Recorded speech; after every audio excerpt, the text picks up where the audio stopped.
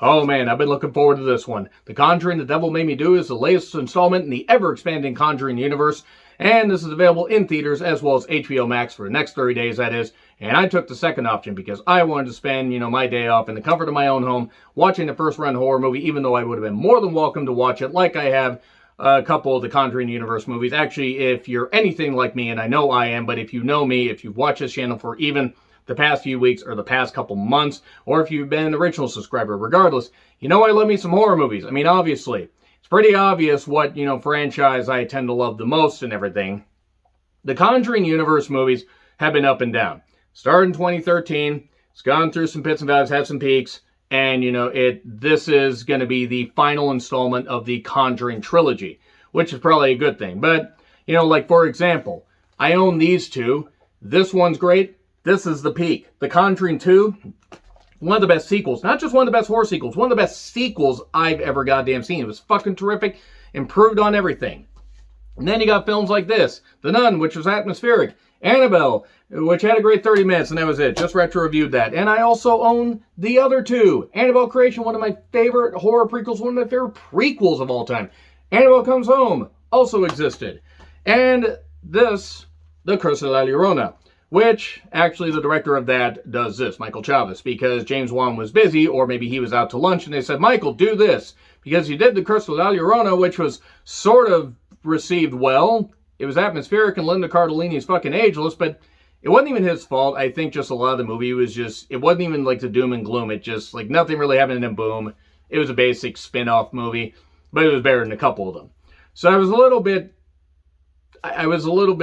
timid about it, but also since I love the first Conjuring and the second Conjuring so goddamn much, I was like, okay, even James Wan might have had difficulty making this meet the expectations of the first two. And it's also written by David Leslie Johnson McGoldrick. I had to write that down. There was no way I was going to remember that name. He wrote Orphan, which I actually thought was pretty underappreciated. Red Riding Hood, which sucked ass. Wrath of the Titans, which also sucked ass. The Conjuring 2, and also Aquaman, and the Nightmare on Elm Street remake that nobody fucking asked for. So, Patrick Wilson and Vera Farmiga return as Ed and Lorraine Warren, based on the case files of Ed and Lorraine Warren. And other characters like Father Gordon return, and the girl that played their daughter, Ed and Lorraine's daughter, she returns also, but in a bit part. I don't think she's even really in there for more than a couple minutes. But the basis of this is it's July 18th, 1981. They have an exorcism for a boy named David that kind of goes tits up, basically, and the possessing demon ends up causing somebody else to cause another incident, a character of Arnie, and then he's put on trial for murder, and Ed and Lorraine are trying to prove the existence of the devil to take this to trial, that he did it because of demonic possession, which would be a tough sell.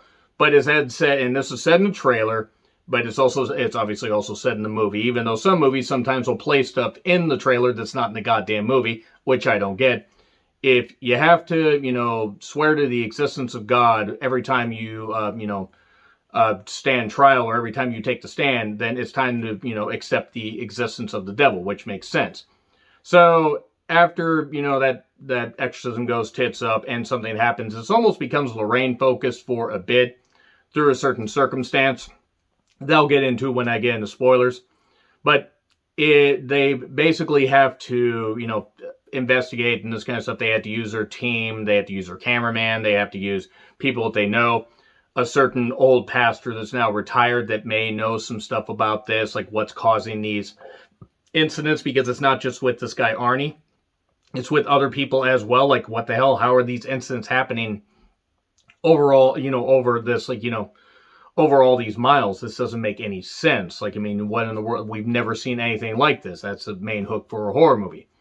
And from there, we get the usual bumps in the nights and stuff like that. We get Arnie being, targeted and everything because he's just a guy that wants to marry his girlfriend, Debbie, and live happily ever after. There's a little boy, David. He provides some good, insight too. He's not in there very long, though. He was a little boy in Color Out of Space, as well as, I believe, young Luke in The Haunting of, The Haunting of Hill House, and he was pretty good in this. That kid's got a bright future.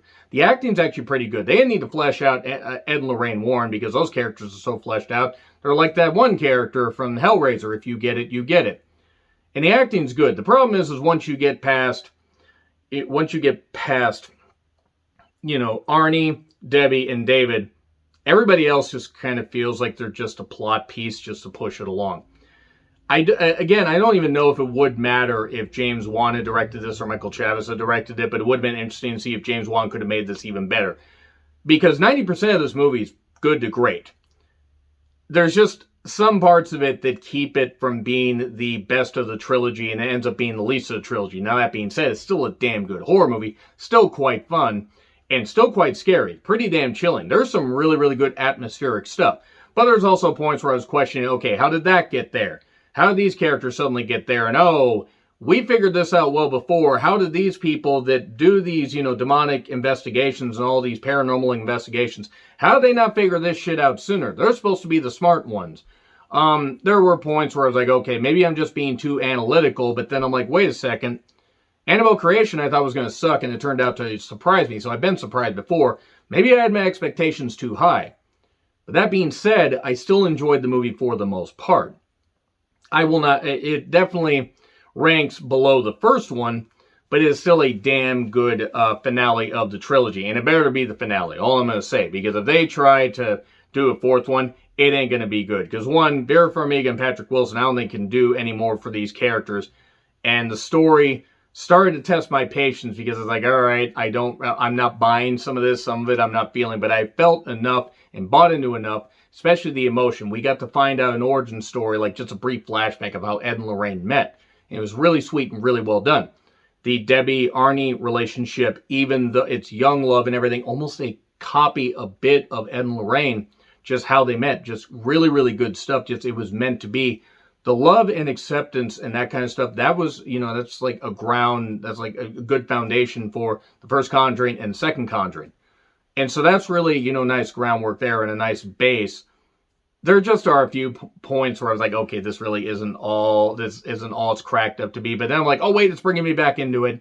So yeah, I was mildly disappointed by a few things, but I was much more impressed by more of it than anything else. So obviously, I'm going to recommend this. If you have an HBO Max subscription, absolutely watch it. If you don't, well, one, it's not a lot expensive, but go watch it in theaters, especially if you're a fan of the first two. But now I am going to get into spoilers, so I'm just going to warn you about that. I may make some jokes during these spoilers, but spoilers. Go watch it, though. Spoilers. All right. So, yeah, that exorcism that happens where David basically ends up, being all, like, contorted and everything. And how the kid didn't die doing that stuff, I have no idea. So, he got possessed after, blood turned on in the shower or whatever, because these demons are just like, we're going to put a blood packet there and we're going to amuse the kid and, scare him. Why the demon talks like that, I don't know.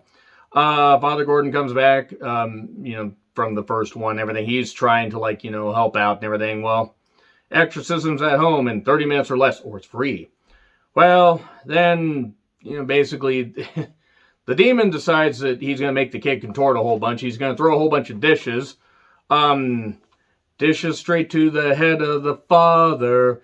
Oh, he's just knocked out. I don't know what the fuck that was. So don't talk to it, Arnie. So Arnie naturally talks to it because he's trying to save the younger brother of his love, Debbie. Says, take me instead. And so the demon does. And then he acts shocked. What the fuck did you think was going to happen? You just said take you. So Arnie gets possessed, and we get scrolling text and normal stuff based on true stories, and Ed ends up suffering a pretty serious heart attack. So serious that he's down for maybe 20 minutes of the movie. There were a few things in this where I was like, okay, all right. I mean, I'm not saying this didn't happen, because I believe some of this stuff. I don't know if I believe all of it, but I believe enough of this stuff. Arnie and Debbie are an item, and he wants to propose, but the demon's old-fashioned and says, no, I don't believe in premarital sex, and let me pick the ring, and I choose. No, and the demon didn't do that. It would have been funny to have an internal demon monologue. So, at one point, we see how see how they're unpacking the house and everything, and we get fruity demon rat pebbles or whatever. With every fruity pebbles box comes a demon rat, and then evil priests are suddenly appearing. Oh wait, no, it's evil occultists. the way they did the makeup for the woman, it made her look like a mannequin, which I guess was intentional. And I mean, good. You know, it was kind of like, you know, what they did for Valak, you know, the lady played Valak. Lorraine tells Father Gordon, like, well, we need to take care of what the hell is going on. Like, you know, we need to take care of this. And Arnie, because he's possessed, it's perfect time to do chainsaw work on a tree. That didn't work. Ed wakes up and, Arnie, it's got Arnie. You gotta go get him. Arnie, get to the chopper. Oh, the devil's got me. Ah, it's like End of Days. No, End of Days sucked. So, at one point, there's this guy Bruno that owns this kennel, this dog kennel thing with Debbie, and he likes to get drunk and gets drunk, and you know with the possessed Arnie, and man, that's a combination. And then Blondie starts playing, and Arnie goes nuts and ends up seeing the demon and stabs him. I know 80s pop isn't for everybody, but you don't usually go straight to murder unless you hear the lesser hits. Or unless you hear, I don't know, Europe's The Final Countdown. Do-do-do-do. Actually, that's unfair. That song's pretty good. So, yeah, after that, he ends up stabbing a guy. The dogs always know, by the way. The dogs always know. And there's something about being stabbed 22 times. Ritualistic. He's found wandering the roads. Arnie is. I think I hurt someone. You think, but he doesn't know what the hell happened. So the first murder in Brookfield in its 193-year history, because nobody kept records of the first 192 years, probably. So yeah, interrogation with Bible verses, but because he can read the Bible verses, he must not be possessed, or the demon's just smarter and did this stuff, or maybe there's somebody controlling the demon. There's obviously somebody controlling the goddamn demon. That's how these things work. Well, you must not be possessed, but that doesn't mean you weren't. So I was there. Whatever happened that day, it wasn't Arnie. No, don't shoot. Then jump, Daddy will catch you. Man, I don't know why I didn't do Arnie impressions earlier, but anyway. The lawyers are not sold on the demonic defense. And the whole acceptance of God, acceptance of the devil line gets said. Ed and Lorraine offered to take the lawyer to dinner at their house and show her all the artifacts that they have. I think that would get the case legally thrown out and she'd be disbarred. Or she would at least be taken off the case. But what do I know about law? So anyway, she shows up visibly traumatized because she's got to say this shit. Nobody's going to believe her. The DA wants to go for the death penalty. Demons just don't appear like this. There's something else going on. Maybe is it like Night of the Demons? Please no. So they start at the beginning, and when they come to the end, stop. So we go back and we flashback all the way to the beginning where they have flashback footage complete with their tapes. And we see the families move in and stuff like that. The demon ends up, attacking David when he jumps on a waterbed that just happens to be there. But oh no, maybe that demon, feature costs extra. Oh no, what the hell's going on? Well, he ends up being possessed sometime after. He recounts seeing the demon for the first time. It was there. It was licking me. No, that's ravenous. So there's demonic rot in the floor, except it's not. It's from a witch's totem that had a whole bunch of rats around it. It was like Ratatouille, the dark side of Ratatouille, which is the lesser version of Dark Side of the Ring. Man, we think David was cursed, and then passed it to Arnie, because why the hell not? And a Disciple of the Ram, remember from the Annabelle movie, the Disciple of the Ram? Like that restaurant that's around here. Do you have ram restaurants where you're at? Let me know in the comments. So, they go visit Father Castor, who was a former priest. He's retired. Very rusty, piece of work. The why is irrelevant. He just talks about it doesn't matter why. It's like, basically the nectar is his despair. The devil works in mysterious ways. He moves in mysterious ways. He takes them down to a basement. Lorraine doesn't want to go down there. There's a whole bunch of Disciple of the Ram stuff. What's down there? The reason why you're here. He talks about how Disciples of the Ram were this is this. I've said Disciples of the Ram so many times, it's lost meaning. He started studying them and studied them for 9 years, and then we find out a little bit late. He had a daughter, and the daughter's the occultist and everything, and we figured that out. I don't know how that was so hard to figure out. So, anyway, he talks about the people that investigate, and the prosecuting investigator had a pregnant wife, and the baby was born with its heart outside its body, and the wife and putting her head on the railroad tracks a number of weeks later. That's nice. It's not. So, is saving this boy worth everything that you have? Because that very well may be what it costs. So Arnie keeps being haunted, like, losing his mop bucket underneath a bed, because what demon wouldn't take a mop bucket to do floor work in hell? Look what the Perrin family sent us. Aha! Reference to Conjuring 1. I see what you did there. So they got a bite. There were 2 girls missing in Danvers, Massachusetts. One stabbed the other. Slender Man, bitches.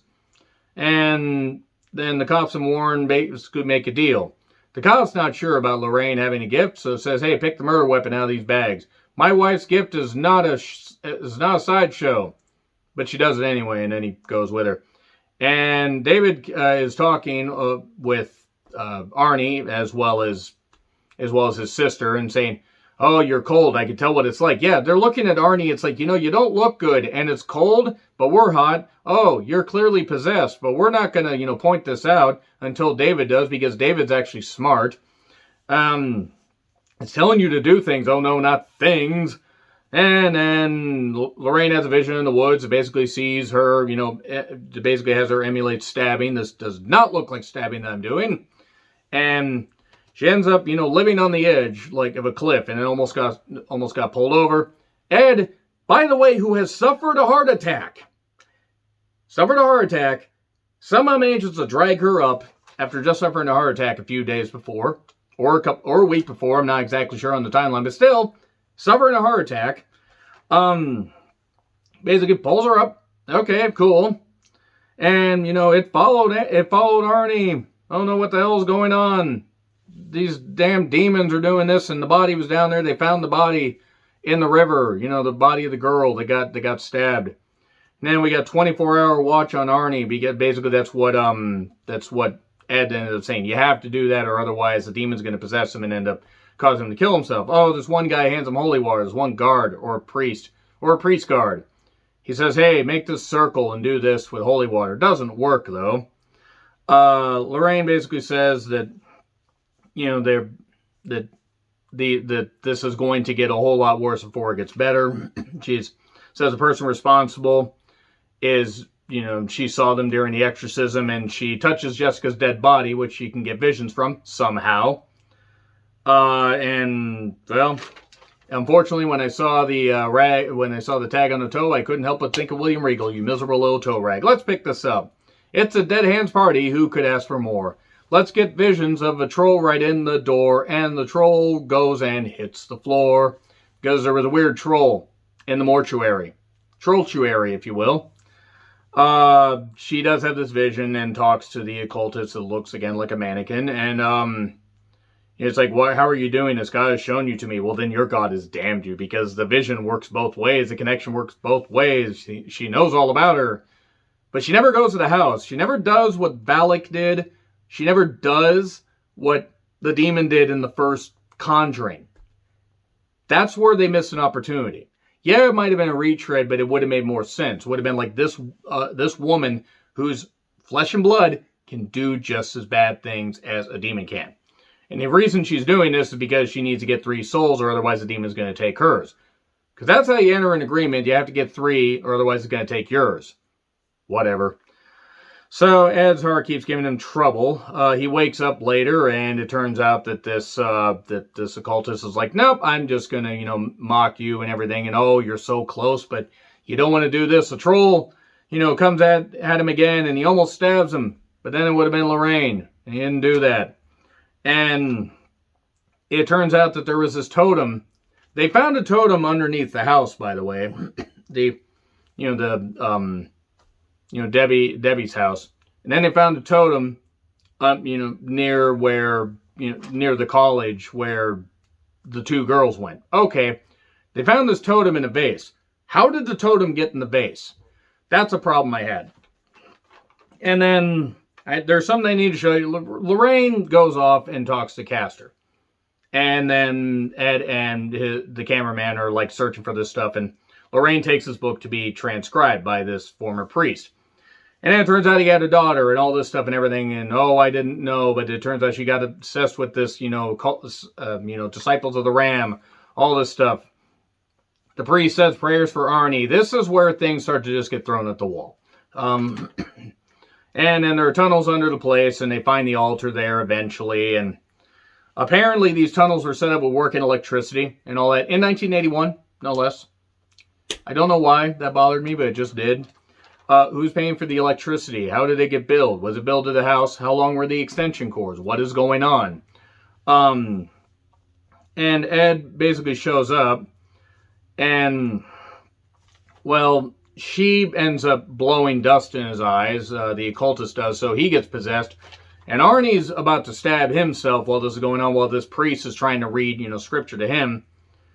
And Rock You Like a Demon King is like, I want to be your Ed Hammer. Why don't you call Lorraine? Man, wish my puns were better. And then Arnie continues to, he contorts. He's Spider Arnie. And Arnie, are you okay? Are you okay, Arnie? Love conquers all because Debbie stops him because she loves him. And Lorraine is able to basically break the spell that Ed is under because they love each other. Okay, fine. That's fine. I've actually appreciated that the last two movies. And the altar gets broken by the sledgehammer. And because the altar got broken, the demon takes your soul and takes you down to hell. Charlie Daniels Band, if you will. And basically contorts her and everything. And not that you could tell the difference. And, well, there's room for one more. Totem. Now everything's fine. Arnie got charged with manslaughter. He was out in 5 years. He married Debbie in prison. They're happily ever after. And there you go. We get credits with the footage. And that's it. A-. That's what I'm giving it. A-. I enjoyed enough of it. It was like last 20, 30 minutes over. I was like, okay, this is starting to... Enough of it brought me in where I was like, okay, I didn't hate it because I was prepared to give this about a B. And I'm like, no, A-. Because there was a lot of good stuff here. Michael Chavez definitely shows that he can be a good director. And hopefully he can get some good projects going forward. Anyway, agree, disagree with what I said, like, share, subscribe, Twitter handle in the description. I'm John Ritlin. I'll see you soon.